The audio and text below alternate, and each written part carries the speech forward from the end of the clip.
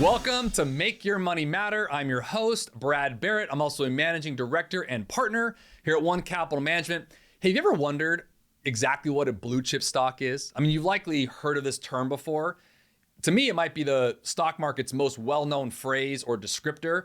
And it really is that. It's a description used to define what investors consider the best in breed among America's companies. And we're going to talk about that today here on the show. But before we do, make sure to subscribe to our channel and hit the notification bell so you don't miss a single episode. All right, let's get into it.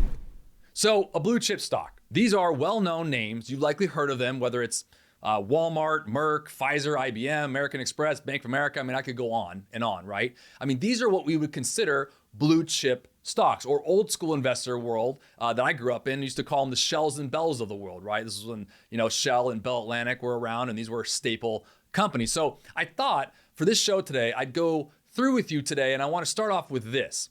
Why would they call it, first off, chips? I mean, you're probably thinking blue chips in particular. Why chips? And of all the colors, right, you can think of why blue.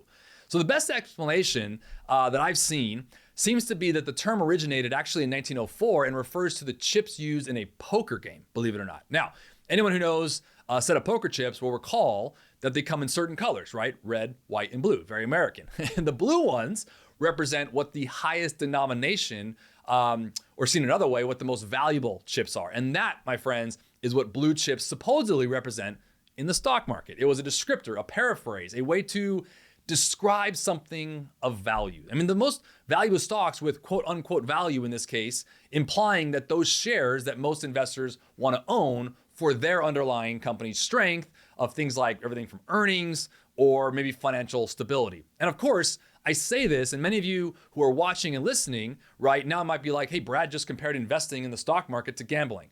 And you've heard that statement before, I'm sure. And I usually see this from people that really think it is a game of chance, like poker. And this is where blue chips came from. In my 20 years of being a financial advisor, I couldn't disagree with the idea of a stock market being like a gambling environment. I mean, there's more theory and discipline to what we do in the stock market and what we do in investing. So these are kind of uncorrelated yet correlated from a design perspective. So be careful, I think, when I share this background of where this came from, be careful telling yourself the narrative around, oh, so investing is just gambling. I mean, I might as well go to a casino because, if that's the case. No, this origin, although loosely connected from blue chips, has some relationship to a game like poker simply because of its descriptor. But the reality is, investing is not like gambling. Understanding the game of chance versus tried and true disciplined approach matters. And the process with building an investment portfolio matters. And look, we want to build a portfolio for all of our clients here at One Capital, right? We want to build a portfolio that will run the race. It provides sustainability and longevity to your money. And obviously make sure you're doing the right things